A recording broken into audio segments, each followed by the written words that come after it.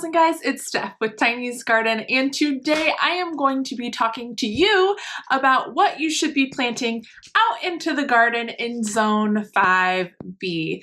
The time has come, even though it doesn't feel like it yet here where I am, Zone 5B in the Chicago suburbs, but it's time to start moving things out into the garden, even those warmer season annuals. So let's get right after it. Today is May 6th, but everything I'm giving you will either go out on May 7th or after that. So fortunately, I'm not too late. First, on May 7th, we had Rudbeckia. For me, that's going to be the Sahara variety and also the Cheery Brandy Rudbeckia. If I've got time after this, I will take you through out to the greenhouse to show you what each of these are kind of looking like from my seed starting that I've done. All of these for me are started from seed so that you can kind of cross-check with yours if you would like. Next up, Scabiosa is also going out on May 7th, also known as a pincushion flower. The varieties for me are going to be Fama White, Fire King, and Black Knight. Also on May 7th, we have Strawflower. Now, Strawflower for me was one of the casualties that didn't make it from me going on vacation for a week. So I might still just do some direct sowing, or I might just not have Strawflowers this year. I haven't decided yet, but for you, your Strawflowers are going out on May 7th in Zone 5B. I should also mention before we go any further, all these dates are based on my last frost date of April 30th. So you can adjust based on your last frost date of what day you would put these out. But that's important, so just think on that. The next date we have is May 14th, and on May 14th, Amaranth is going to be going out. So varieties for me are sparse. Again, just due to some casualties over vacation, but I do have one red spike Amaranth, one little seedling that's looking okay, and 1 to 2, I think one of them might die, Coral Fountain. And I did do a new tray of hot biscuits because that one comes highly recommended and I've not grown it before. So those fortunately have germinated and are looking pretty good. Cosmos will be on May 14th as well. So for me, those varieties are going to be Fizzy White, Fizzy White, Rubenza, Cupcakes Blush, Double Click Snow Puff, Double Click Cranberry. A lot of those Cosmo babes. These I also did have a little bit of issue with while I was gone, but I think they might be okay.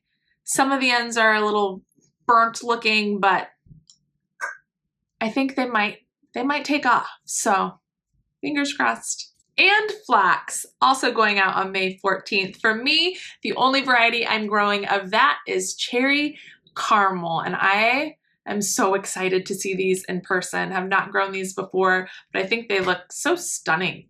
And lastly, on May 14th, Zinnnias. How do you say Zinnnias? Pronounce it. Comment below and let me know. Zinnnias? I think I usually say Zinnnias. I'm not sure what's technically correct, but moving on. Get ready for this list. I gotta read this one or I get it wrong. Benary's Giant, Dahlia Flowered Scarlet, Jazzy Mix, Zinderella Peach. This is one of them that I'm most looking forward to. That soft apricot color and the texture. Yeah, I think I'm gonna love her. And this one too. Benary's Giant Salmon Rose. This one I got from Florette. The rest of them I got from Johnny Select Seeds, but same type of feeling I get when I look at this. It's like a nice pastel hue, but still got some color. You know me, I love the color. So looking forward to her. Benary's Giant Deep Red, Zowie Yellow Flame, and that's it for those zinnias. Take note, at the end of the month, other varieties of zinnias are going out. Stay tuned in a second. Now we are on May 21st. China Aster is going out on May 21st. I have Tower Chamois, Matsumoto Apricot, and Lady Coral Lavendar. Right now, mine are looking a little yellow, like the China Aster yellow they can get from, I believe, overwatering. I don't know a ton about it, but I know it's common that sometimes they can get, I think, too much water, and that's why their leaves become a little yellow. So I'm hoping that all works out by the time I get them out there. Also on May 21st, Gomphrena or Globe Amaranth. I have the variety Strawberry Fields. And lastly, on May 21st, Mahogany Splendor Hibiscus. When you see her, you see her. First, you're growing her from seed, and already she's big. She's real huge. She's taken up space. The party arrives with Mahogany Splendor Hibiscus in the garden. Now, on May 30th, this is when the other varieties of the Zinnnias will go out into the garden, which are, for me, Queen Lime with Blush, so any of your Queen Lime series, and the Oklahoma varieties. For me, that's going to be Oklahoma Salmon and Oklahoma White. I'm curious to see the difference between the Benary's Giant Salmon Rose and the Oklahoma Salmon, just to see what those slight differences are, or big differences are. I've never grown either of them, so just curious. Okay, that wraps up the actual dates and what's going out when, but I want to give you a sneak peek of how those specific seedlings are looking right now in the greenhouse, and then there's just a couple that are still in my basement. Here is a tray that has a bunch of things in it, but right here is actually 2 zinnias that when I was thinning I put in here, and one already has a head that I should probably just pinch back because these can be pinched. But up here are those asters, and this is the yellowing that I'm talking about. So I watered these probably a little too heavily in here the other night, and of course the weather has just been not warming up and really cool, so I'm hoping they don't have too much damage on them. On this side is the Scabiosa. So we've got Black Knight right through here, Fama White here, those are different leaf, and then over here is the Fire King. So hoping to get something out of those. One that I didn't mention that I probably should is Lizzianthus. That I think I'm also going to put out fairly soon, but it's been so wet that I don't want to put them out yet, but I'll show you how they're coming along, and I've got a good amount this year. So started all the way back in January. Some of them are actually putting on decent growth. I'm really happy so far. I think, I don't know, I haven't counted lately, but there's much more than the 5 or 4 that I got in the ground last year. So that's a success. Now we just got to keep it going. This tray back here, I've got a succession planting of Phlox. So this one came after this one that's up in this tray here. You can actually see, oh my, that almost looks like it could be starting to bud soon. So this one was planted first. You can see it is taller, but then I have another succession back here. So I've got 2 of those. These should bloom first. And I didn't talk about these. This is my lupine I started, Nicotiana and Ceranth. Ceranth for sure can go out. I lost a lot of them, but at least I've got 3.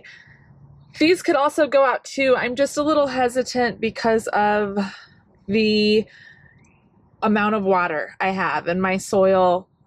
I mean, I'm planting them in raised bed, so it's not a huge deal, but I just don't want them to become waterlogged. Here's the Gomphrena. You can see there's actually little red heads starting to poke through.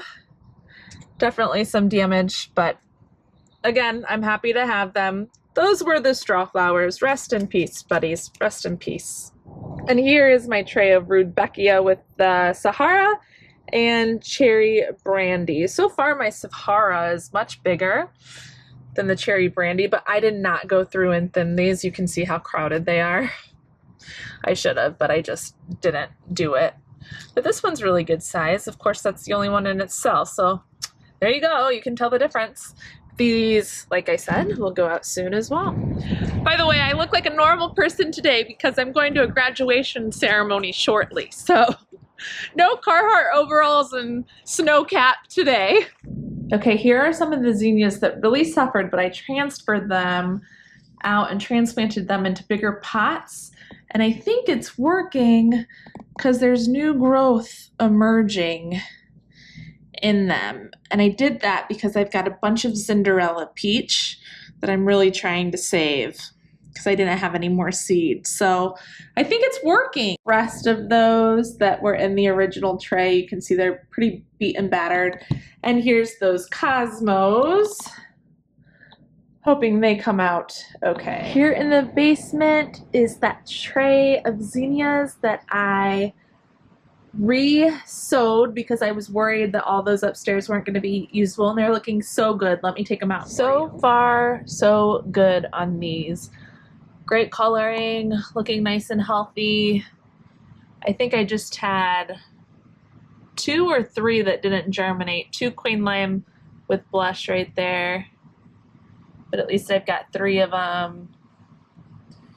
And then over on this side, I've got some celosia, and then up in this middle aisle here is the Hot Biscuits Amaranth.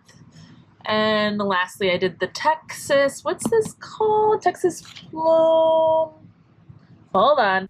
Texas Plume Summer Sherbet. And that's a celosia from Floret, which has some pastel colors and it should be really beautiful. So really, really grateful for this tray. Looking good.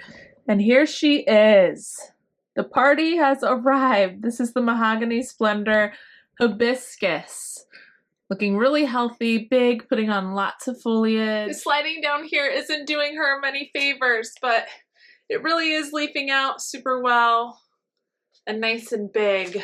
So this should be a great, great filler in bouquets. I've just heard wonderful things about it. So I'm glad to have so many that I've taken off. And that'll do it for this video, guys. That completes what I'm putting out into my garden and planting in May in Zone 5B. So if there's anything else you're planting in Zone 5B that I haven't mentioned, please post it down in the comments and let us know. It's always great to hear what other people are doing, and I can try it here if I want to experiment. So please comment below, and also if you haven't and you've been enjoying my content, please subscribe to my channel. I'd love to have you follow along here with all things garden. Thanks for watching, and we'll see you in the next one. Bye! Happy planting!